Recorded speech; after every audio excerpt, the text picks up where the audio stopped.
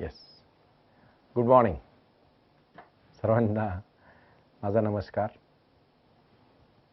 Life management institute या ठिकाणी बसलेले माझे सर्व यंगस्टर्स आणि यंग डायनॅमिक इंडियन्स, उभरत्या भारताचं नेतृत्व तुमच्यामध्ये आहे तरुणांनो. अंधार पडत चालला, एक दिवा पाहिजे, पुन्हा एकदा नक्कीच जिजाऊंचा शिवा पाहिजे असं आपण म्हणतो. मग शिवाजी कुठे जन्माला आला पाहिजे, दुसऱ्याच्या घरात की आपल्या घरात? अरे तुम्ही सर्वजण शिवाजी आहात, तुम्ही सर्वजण जिजामाता आहात. या ठिकाणच्या सर्व तरुण आणि यंगस्टर्स मुलांना मला एक संदेश द्यायचा आहे आज. कोणता संदेश द्यायचा आहे आणि तो संदेश कशासाठी द्यायचा आहे ते नीट लक्षपूर्वक ऐका. आता कुसुमाग्रजांचं एक वाक्य मला या ठिकाणी तुम्हाला सर्वांना सांगायचंय. ते वाक्य कणा कवितेच्या माध्यमातून मला इथे आधी मांडायचंय आणि त्याचं रूपांतर मी एका गोष्टीत करणार आहे. त्यामध्ये आपण कुठे आहेत ते आता आपण ठरवलं पाहिजे, आपण अभ्यासलं पाहिजे, आपण कुठे आहोत आणि आपली उंची कुठपर्यंत पोहोचू शकते, आपली क्षमता किती आहे, आपला विचार कसा आपण समाजापर्यंत देऊ शकतो, याचं एक उत्तम उदाहरण म्हणजे आजची ही घटना आहे, आजचा हा प्रसंग आहे.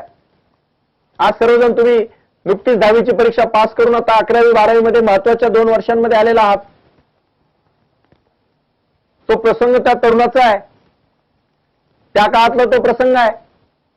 म्हणजे कुसुमाग्रजांनी त्या काळातल्या मुलांना उद्देशून एक तरुण आपलं आयुष्य एका, तुम्हाला माहित असेल पूर जेव्हा येतो ना, पूर, तेव्हा सर्व काही उद्ध्वस्त होतं. आणि त्या उद्ध्वस्त झालेल्या परिस्थितीमध्ये सुद्धा जेव्हा एखादा तरुण, एखादा मुलगा आपल्या पत्नीला घेऊन आपल्या गुरुजींना भेटतो, आपल्या शिक्षकांना भेटतो आणि त्यांचे आशीर्वाद घेऊन काय म्हणतो ते पहा. ती कणा कविता त्या धर्तीवर आधारित. आता तुम्ही म्हणत असाल की आज आम्ही प्राध्यापक सुनील करपे सरांना ऐकण्यासाठी आलोय आणि सर आम्हाला काय शिकवण देणार आहेत. आता काय कुठला पूर आलेला नाही, तुमचं काय घर उद्ध्वस्त झालेलं नाही, तुम्हाला पत्नी नाही किंवा तुम्हाला पती नाहीत, त्यामुळे तुम्ही काय कोणाला घेऊन कुठल्या गुरुकडे गेलेले नाही. पण तुमच्या जीवनातल्या समस्या आणि तुमचा जर आधुनिक गुरु मी असेल तर आज तुम्ही काय केलं पाहिजे. इथं बसणाऱ्या स्वप्नीलजींना वाटतं की मी काहीतरी केलं पाहिजे, आमच्या सर्व मित्रांना वाटतं की नाही नोकरी नाही केली पाहिजे, नोकरीवाल्यांना वाटतं नाही जॉब केला पाहिजे, नाही व्यवसाय केला पाहिजे, व्यवसाय केल्यानं वाटतं रे नाही व्यवसायाचं काही खरं नाही, नोकरी बरी. दुरून डोंगर साजळे दिसतात, तशातला हा प्रकार.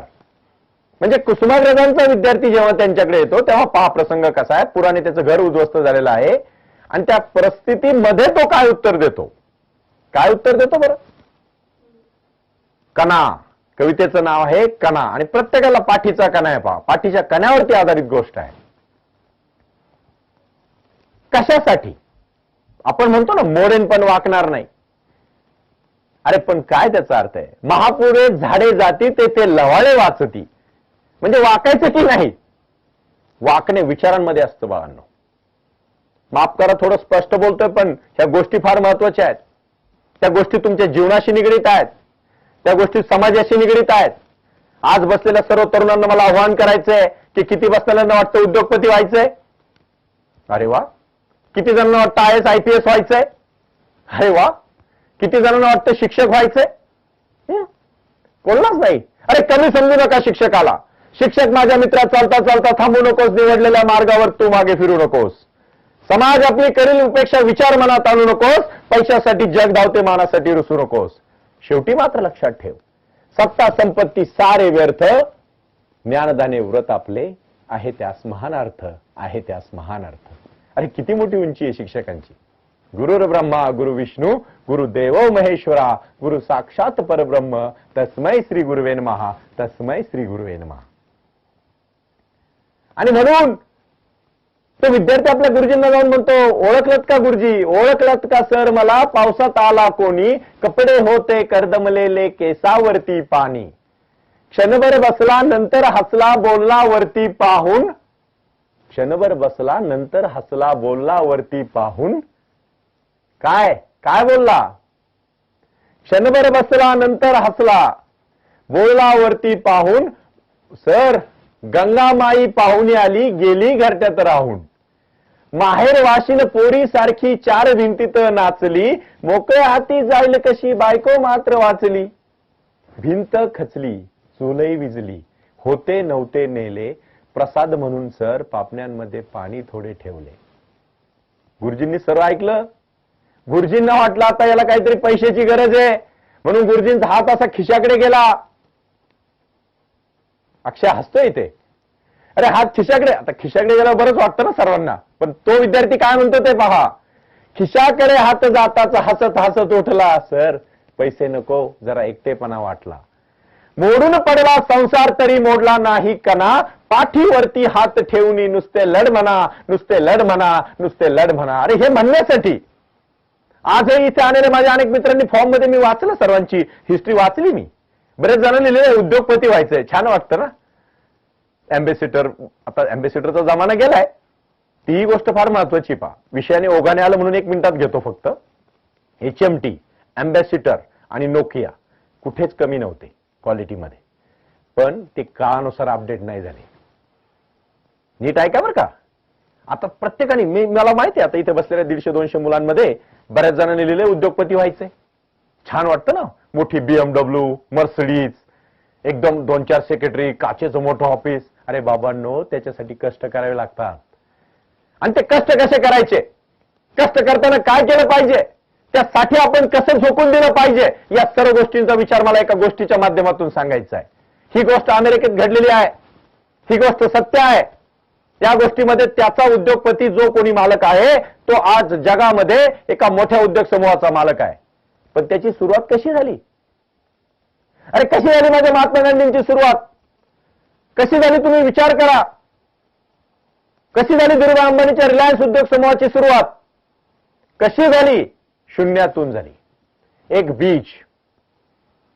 बीज झाड करू शकतं पहा.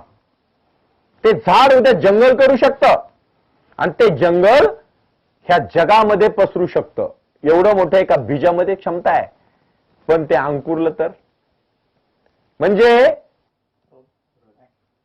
आता समीर या ठिकाणी बसलेला आहे आणि समीरला असं वाटत असेल की मलाही माझ्या बाबांनी मदत करावी, माझ्या बाबांनी सहकार्य करावं. पण समीर, तू काही पैसे वडिलांकडनं घेऊन जर व्यवसाय सुरू करणार असेल तर ते चुकीचं आहे. या ठिकाणी समीक्षा आहे. समीक्षाला वाटतं की मी पण फॅशन डिझायनिंग मध्ये काहीतरी करावं, असं तिने लिहिलंय तिच्या फॉर्म मध्ये. मी एक बोलू का तुम्हाला? ही गोष्ट नीट ऐका बरं का. फक्त एवढं मात्र लक्षात ठेवा, ज्या वेळेस आपल्याकडे तुकोबा अभंग लिहित होते ना 350 वर्षापूर्वी, त्यावेळेस अमेरिकेमध्ये बेंजामिन फ्रँकलिन भारताची म्हणजे अमेरिकेची घटना लिहित होते. आपण भारताला म्हणतो लोकशाही आहे, भारत हा लोकशाही देश आहे. तुम्हाला माहिती आहे का 350 वर्ष जुनी लोकशाही अमेरिकेमध्ये. त्या अमेरिकेतली ही सत्य घटना आहे. ती सत्य घटना या समाजासाठी आहे, या राष्ट्रासाठी आहे, या देशासाठी आहे. एका गरीब कुटुंबामधील परिवाराची घटना आहे, ज्याची आई वारलेली आहे, एक्सपायर झालेली आई. बाप आणि मुलगा, 15-16 वर्षाचा टीनेजर, तुमच्या वयाचा मुलगा आणि वडील एका छोट्याशा झोपडीत राहतात. पण लहानपणापासून मुलाला आवड काहीतरी व्यवसाय करायचा, काही करायचं माहित नाही पण काहीतरी व्यवसाय करायचा. सारखा वडिलांना म्हणायचा, बाबा मला व्यवसाय करायचा, बाबा मला व्यवसाय करायचा आहे. आपल्यासारखे बाबा नव्हते डोळे वटरून पाहणारे. ते म्हणले ठीक आहे, तुला व्यवसाय करायचा ना, हरकत नाही. ते त्याला बोलवतात, आपल्या घरातला एक जुना टी शर्ट त्याच्या हातात देतात आणि त्याला म्हणतात जा, हा टी शर्ट आहे ना, तू जा विकून ये. तो म्हणतो हा टी शर्ट विकून ये? हा टी शर्टला कोणी फुकट घेणार नाही, त्याला मी विकू कसा? पण वडिलांनी सांगितलंय. वडील म्हणतात मी तुझ्या 3 परीक्षा घेणार आहे आणि 3 परीक्षेमध्ये जर तू यशस्वी झाला तर तू उद्योगपती होणार, त्यात मला शंका नाही. तो म्हणतो ठीक आहे. स्वप्न मोठं असतं बा. कधी कधी काय होतं ना, एवढं मोठं ध्येय पाहिजे की तुम्हाला तुम्ही केलेल्या कष्टाचं आहे ना अजिबातही म्हणजे तुम्हाला मग वाटतच नाही ते मी कष्ट करतोय म्हणून. आणि बरोबर का गंमत, तो टी शर्ट घेतो. वडील म्हणतात पण एक अट आहे माझी, $20 हा तू विकून आला पाहिजे. पण ज्याला फुकट कोणी घेणार नाही त्याला मी $20 कसं विकू? पण वडिलांनी सांगितलंय. तो टी शर्ट घेतो, त्याला धुतो तो व्यवस्थित, त्याला प्रेस करतो आणि मग तो टी शर्ट घेऊन तो मार्केटमध्ये जातो. बळ प्रयत्न करून तो $20 तो विकून येतो. आल्यानंतर त्याला फार आनंद होतो. त्याला वाटतं वडील माझं कौतुक करतील. म्हणजे अर्ध्या आळकुंडाने पिवळं होणार नव्हता तो पहा. वडिलांनी कौतुक केलं नाही.